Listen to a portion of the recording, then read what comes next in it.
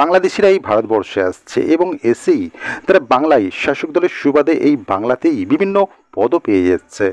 যদি দেখা হয় এই যে সাম্প্রতিককালের একটা ঘটনা, মালদহে লাভলি খাতুন নামের একজন মহিলা শাসক দল করছে এবং তিনি আবার পঞ্চায়েত প্রধান।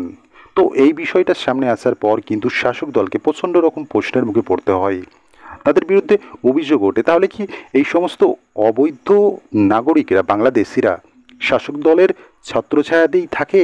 এটা নিয়ে কিন্তু প্রশ্ন উঠেছে। পরবর্তীতে এই বিষয়টার সামনে আসার পর কিন্তু এই যে লাভলি খাতুন, তার যে প্রধান পদ সেটা থেকে তাকে বহিষ্কার করে দেওয়া হয়। এবং সবথেকে আরও একটা বড় ঘটনা যে একজন বাংলাদেশি নাগরিক, সে ভারতবর্ষে আসছে। বাংলাদেশে তার নাম প্রিয়া খাতুন, এখানে হয়ে যাচ্ছে সে আদিতি পাত্র। এই যে একজন বাংলাদেশি মহিলা, বাংলাদেশ থেকে সে ভারতে আসছে এবং এখানে টাকার বিনিময়ে সে নথি বানিয়ে ফেলছে, নাম বদলে ফেলছে। সাম্প্রতিককালে আবারও একটা বড় ঘটনা সামনে আসছে। একজন বাংলাদেশি যে কিনা কোটা আন্দোলনে সামিল ছিল, তাকে দেখা যাচ্ছে একজন শাসক দলের ছাত্র নেতার সাথে একই ফ্রেমে একটা ছবিতে দেখা যাচ্ছে।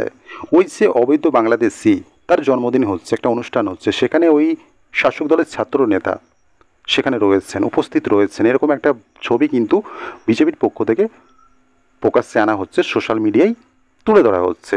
সেটার পর কিন্তু কার্যত শাসক দলকে প্রশ্নের মুখে পড়তে হচ্ছে, জবাবদিহি করতে হচ্ছে।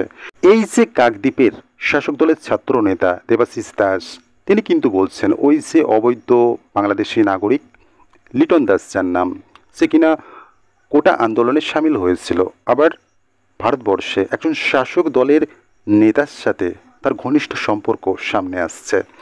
সেক্ষেত্রে নিউটন দাসের প্রসঙ্গে এই যে শাসক দলের ছাত্র নেতা দেবাশিস দাস বলছে, তার সঙ্গে সে নাকি স্কুলে পড়াশোনা করেছে। তো স্বাভাবিকভাবেই বিষয়টা এরকমভাবে বলতে চাইছেন হয়তো যে এই যে তার ভোটার লিস্টে নাম আসা, অর্থাৎ এই যে নিউটন দাস বাংলাদেশি নাগরিক, ভারতবর্ষে ভোটার লিস্টে তার নাম বেরিয়ে এসছে, এটা কি করে সম্ভব? এটাকে হয়তো শাসক দলের নেতা বৈধ বলে প্রতিপন্ন করার একটা প্রয়াস করছে। এবং সবথেকে বড় কথা হলো, এই যে শাসক দলের নেতার কথা, তিনি যেভাবে নিউটন সম্পর্কে ব্যাখ্যা দিচ্ছেন, কিন্তু এই যে অবৈধ নাগরিক নিউটন দাস, তার দাদা কিন্তু তার সম্পর্কে যে বিষয়টা বলছে, যে ব্যাখ্যাটা দিচ্ছে, সেটার সঙ্গে কিন্তু এই শাসক দলের ছাত্র নেতার কোনো মিল নেই। অর্থাৎ নিউটন দাস অবৈধ বাংলাদেশের নাগরিকের দাদা একরকম কথা বলছে। একদিকে এই যে নিউটন দাসের দাদা বলছে যে তার ভাই এখানে পড়াশোনার সুবাদে এসেছিল এবং আসার পর সে কোথায় থাকে, কেন তার ভোটার লিস্টে নাম উঠলো এখানে এসে বাংলাদেশি হওয়ার সত্ত্বেও, সেই সম্পর্কে সে কোনো কিছুই জানে না।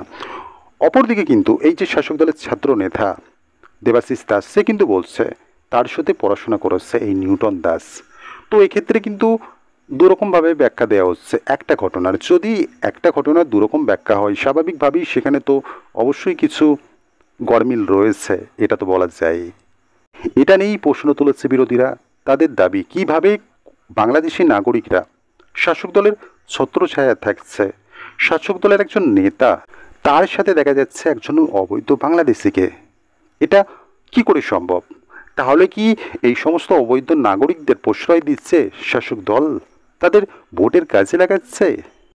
যেভাবে এই সমস্ত অবৈধ বাংলাদেশি নাগরিকরা এই বাংলায় একদম বিন্দাস ঘুরে বেড়াচ্ছে, যত্রতত্র ঘাঁটি গাড়ছে, নাম বদলে ফেলছে, নথি পেয়ে যাচ্ছে, তো এই সমস্ত ঘটনাগুলো কিন্তু ভারতের জাতীয় নিরাপত্তার ক্ষেত্রে একটা বড় চ্যালেঞ্জ বলা চলে। তো এই সমস্ত ব্যক্তিরা কিন্তু একের পর এক ধরা পড়ছে। যখন কেন্দ্র সরকার সম্পূর্ণরূপে সজাগ হয়েছে, পদক্ষেপ গ্রহণ করছে, তো স্বাভাবিকভাবেই একটা জিনিস কিন্তু এই মুহূর্তে অত্যন্ত প্রয়োজন বলে মনে করছে বিরোধী রাজনৈতিক দলেরা। তারা বলছে সিএএ, এনআরসি, এই সমস্ত আইনগুলো এই মুহূর্তে প্রয়োগ করা দরকার রয়েছে।